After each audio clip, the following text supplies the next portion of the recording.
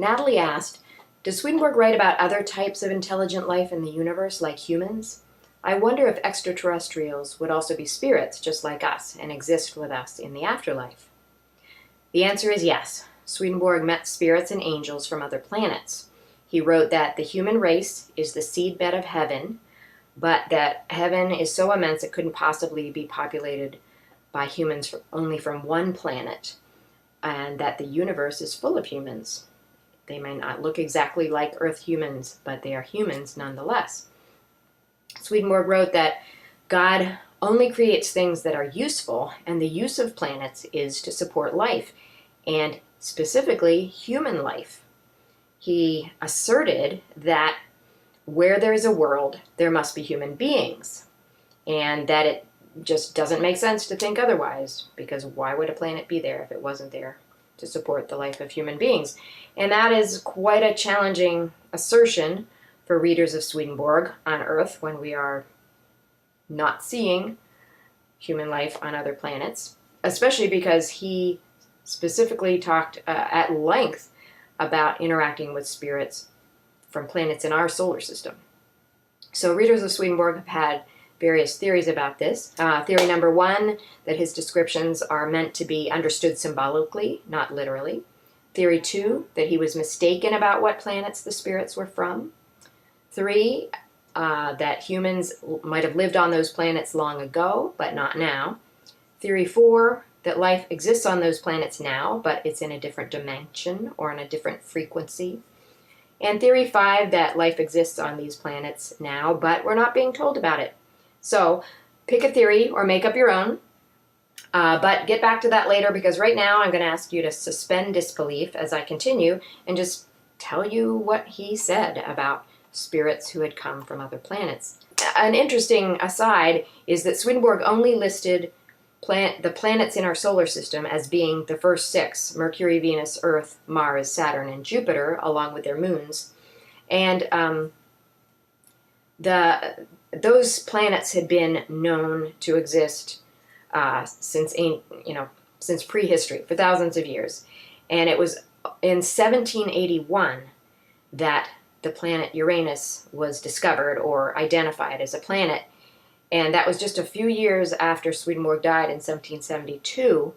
And so it's interesting that it seems like the Lord needed to use the knowledge that Swedenborg had in his earthly mind in order to then lead him into all the expansive spiritual knowledge that was connected with that earthly knowledge. So, but perhaps Swedenborg couldn't be led into deeper knowledge about something he had absolutely no earthly knowledge about. So, so he doesn't mention Uranus or Neptune or the dwarf planets. But he seems to have, believed in planets in other solar systems or circling different suns, because he talked about 5 planets that he visited in spirit in the starry heavens, as he said. And Swedenborg interacted with spirits of people who had come from planets. So he would be talking to the spirits. He would be given glimpses of the people on Earth to see what they're down on the planet, to see what their life was like, their lifestyle, and what they looked like. But he didn't speak with them or interact with them. And he learned that spirits from each planet stay near those planets to serve the people there, because they are a similar mindset. But anyone, he said that spirits from different planets have trouble being near each other because they care about very different things. They have very different mindsets, and that's difficult to be near one another in the spiritual realm if you care about different things or think about the different things. But Swedenborg learned from experience that anyone who is genuinely interested, from a desire for truth, from a higher desire, like Swedenborg was, can be brought to interact with extraterrestrial spirits.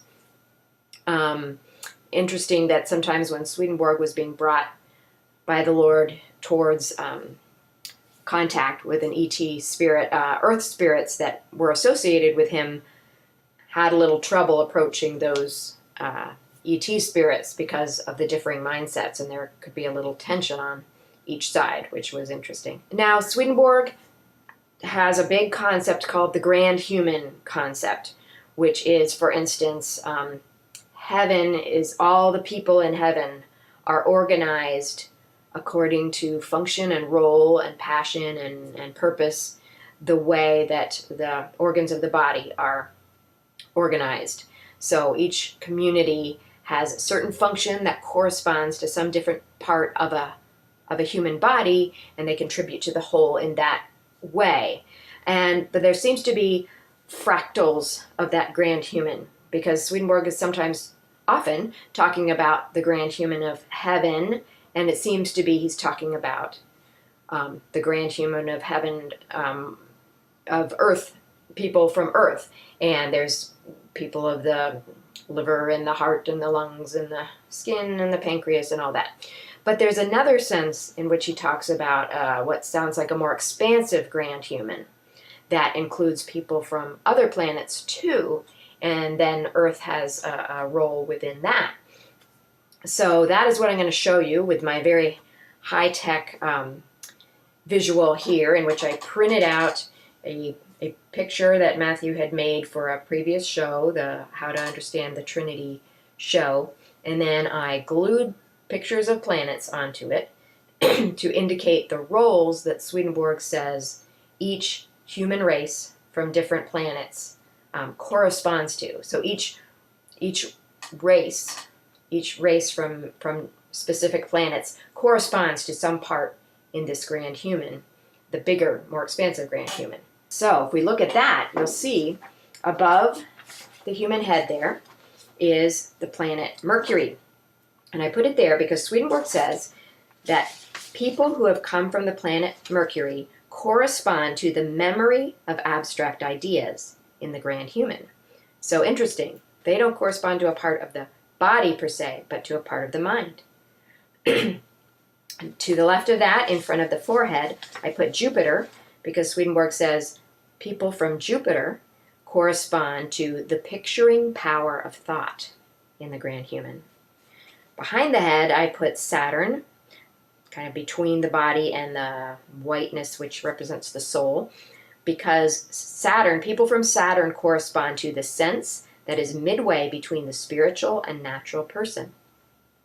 Now, a little below that, still behind the person towards the soul, is Mars. I put it there because Swedenborg says people from Mars correspond to thinking based on affection.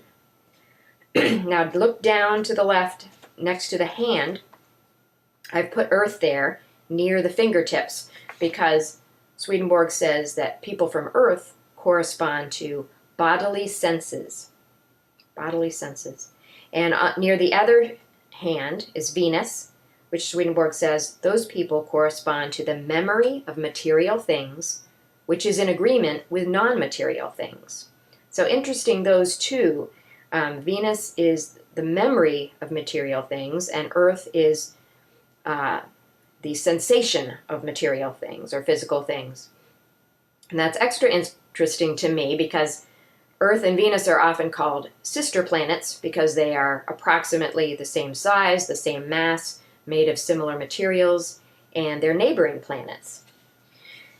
Now, in the center of the chest there, I've written moon because Swedenborg says he talked to spirits of the moon, which I can only assume means the moon circling around Earth.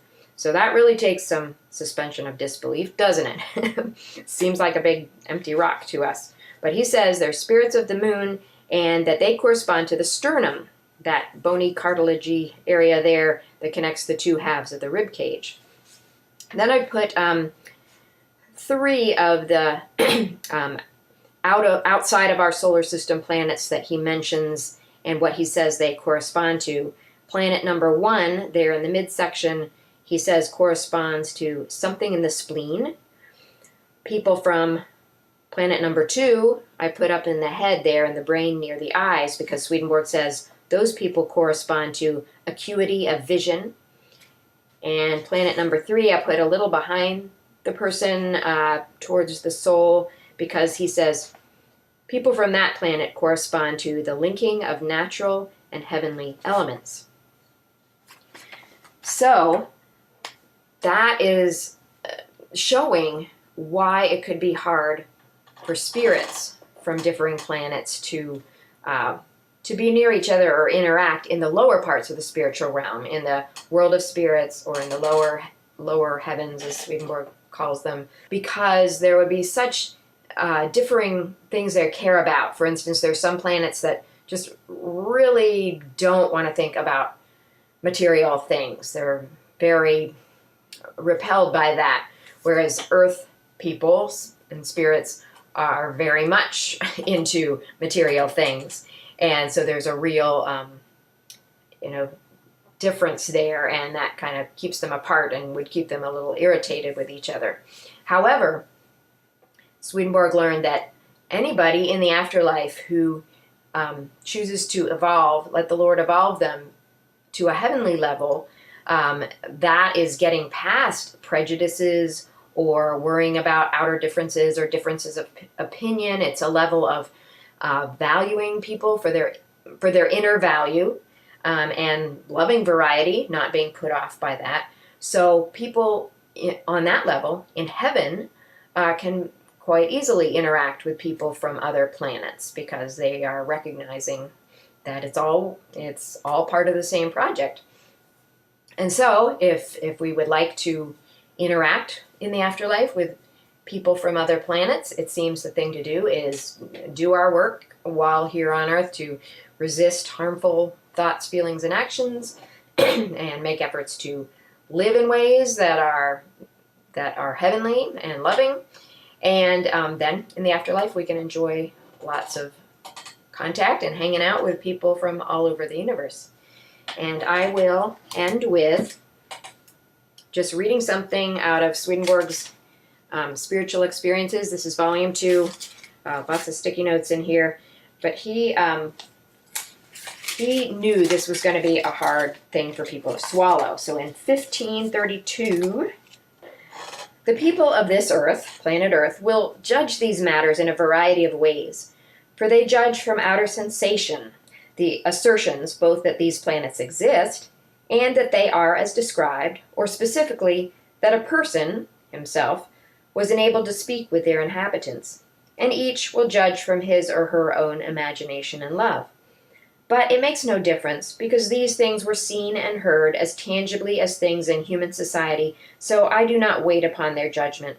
I am convinced that when they become spirits, and even more angels, they will ascertain the truth.